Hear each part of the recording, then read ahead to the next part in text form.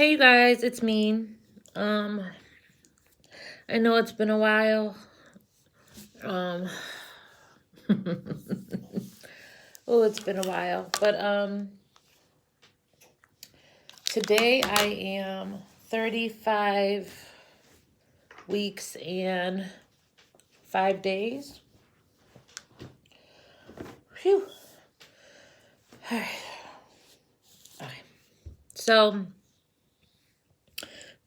Okay. So weight gain. I've gained 50 pounds, 51 pounds at this point in my pregnancy, and I'm going to shoot myself. I started at 220 and I'm at 270 and I want to die. So much has happened. I'll go over symptoms and I'll go over what happened and then I'll go over what's going on with my cerclage. Symptoms: tired, achy hips, a lot of pressure. I feel just like kind of on the top of my stomach. Ugh. And Braxton Hicks. I'm not sleeping throughout the whole night. I've been trying to drink chamomile tea. I've been trying to take Unison. I'm trying to relax. I'm just uncomfortable because I'm big and I've never been this big. And it's just really hard. And, feeling the way that I feel when I'm pregnant, as far as like being so uncomfortable, it really takes a toll mentally on me. Because there are times when I'm in my bed and I am so uncomfortable that I can cry. Like, I just want to cry and cry and cry because I am so uncomfortable. Like, I feel like a hot air balloon. I've tried not laying down soon after I eat. I've tried yoga. I've tried water. I've tried Tums before I go to bed. I'm just, I have to laugh so I don't cry. I'm just over being pregnant at this point. Extremely over. I'm very swollen. My legs are very swollen. My ankles are very swollen. I get nauseous at night. I'm tired. What else can I complain about? My feet are really swollen. My ankles. Even if I elevate them, even if I drink water, nothing will help. It didn't help with my daughter, and it doesn't help with this pregnancy either. I always want sweets, and I eat them, and I shouldn't, and I do.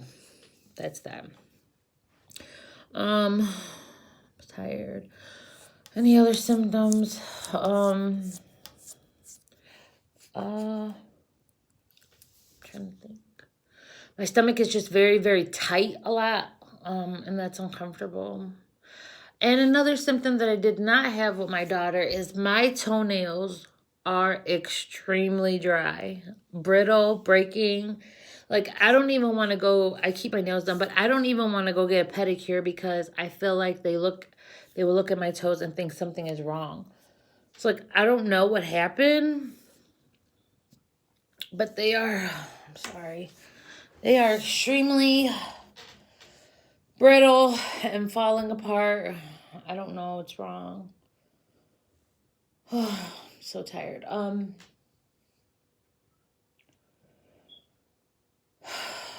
Constipated, yeah, I guess. I'll probably do a number 2 every couple of days. What else? That's really it. It's really it for symptoms. I'm just swollen. I'm just very swollen. Let me see. Oh, so I ended up having to go to the emergency room because I almost passed out at work. And I think it's because it was this medication they had me on.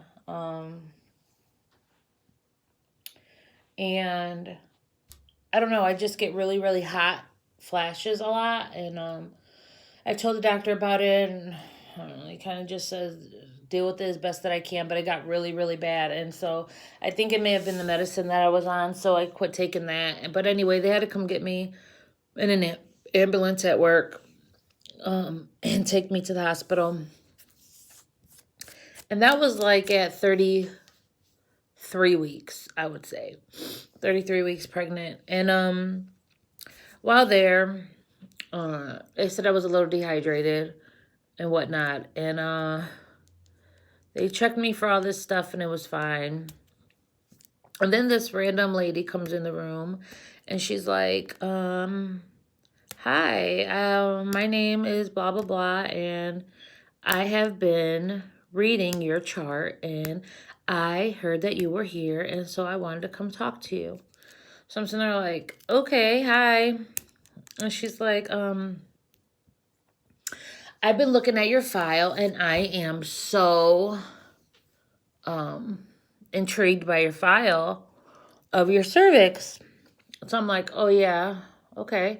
She was like, I'm the one that's going to be doing your C-section. Now, mind you, I've been talking to my OB every time I go. I don't really like him because he rushes me. But he never ever, we've done changed the date for C-section to accommodate his vacation schedule. He never has told me that he's not doing my C-section. Like, we were moving the date because he was on vacation so that he could do it before he went. Now this lady comes in and she's like, yeah, I thought that you knew. And I'm like, no, because I don't even like my OB. And that's why I don't like him, because he does stuff like this. So anyway, she's like, well, while you're here, I've been looking at your file and I know it says C-section. Do you want to do a vaginal birth? And I'm like, I would so much rather do a vaginal birth because I did one with my daughter. Like, I'm scared of C-section. I know people get them all the time, but I've never had one.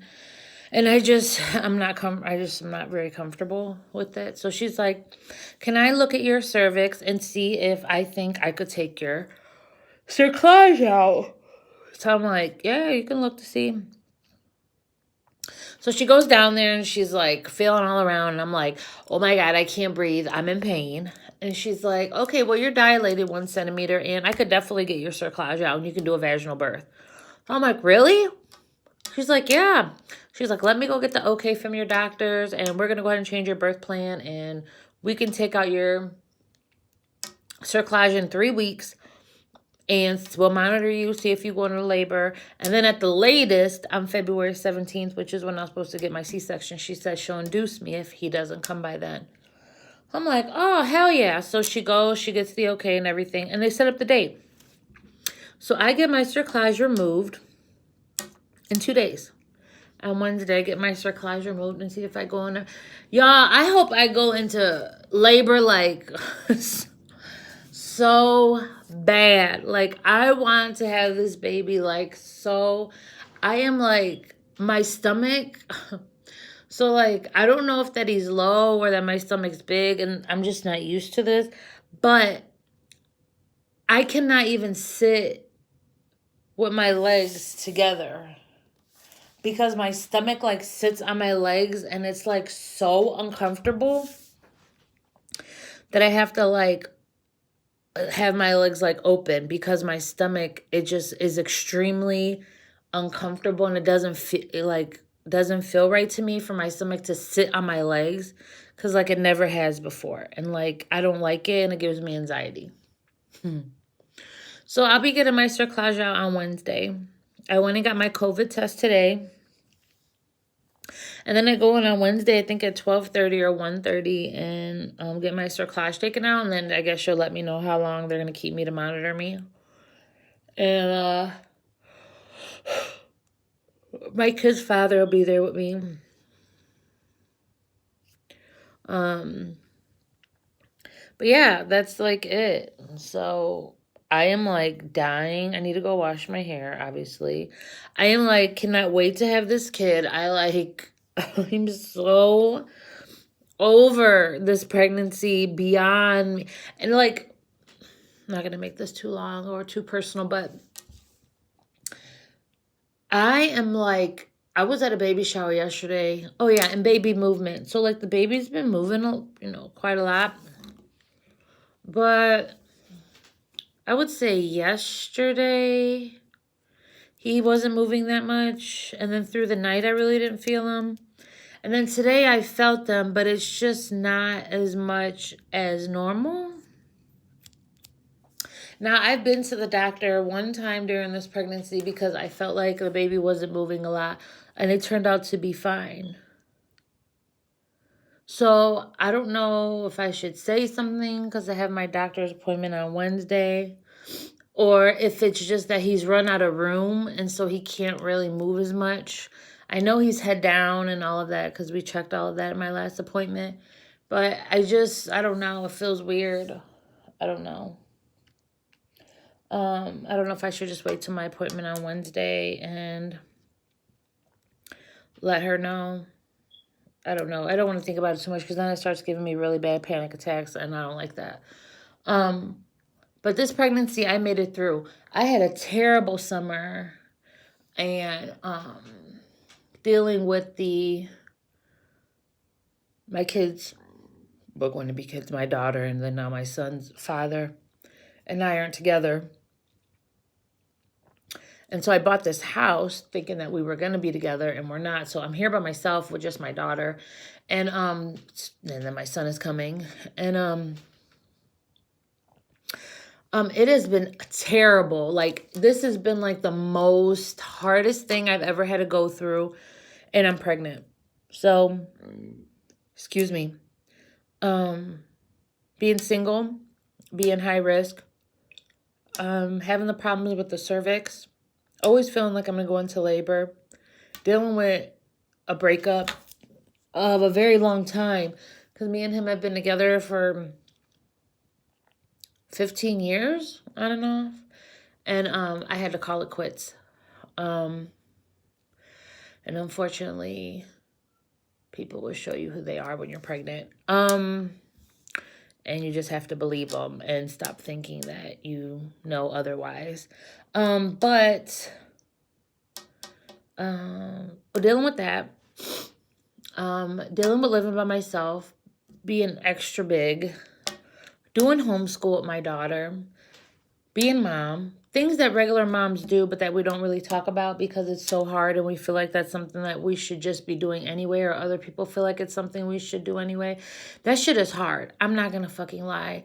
Like, I cry a lot.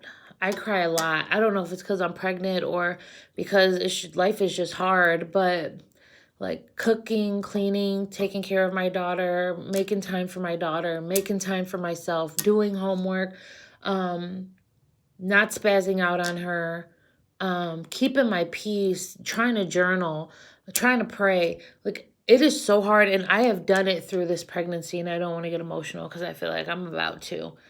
And it has been really hard. And in the last 2 weeks, we had to put my mom in hospice. Those of you that have followed me for a long time, she's been in a nursing home for about 8 years, and we just had to put her in a nursing home. Her care just started actually for hospice, not 2 weeks. She started her hospice last week, and so this past weekend we had to go make funeral arrangements, and I don't know how long she'll be with us. I'm hoping at least to the end of the year or something. I'm not sure, but. And also dealing with that on my own, because I have friends and I have family, but nobody comes to visit me to see if I'm okay. Nobody texts me to see if I'm okay. Nobody calls me to see if I'm okay. I thought that for some reason that my ex would have been like, she doesn't have very many people in her life, so I should try to like be there for her during this time when her mother is sick and dying, but he didn't either. And and I'm pregnant, and it has been so hard. Oh my God. I don't wish this on my worst enemy to feel the way that I felt in these last 9 months. Like, on nobody. Never. I never want my daughter to feel this way. I never want anybody to feel this way, so alone and pregnant and scared and just trying to do the best that they can.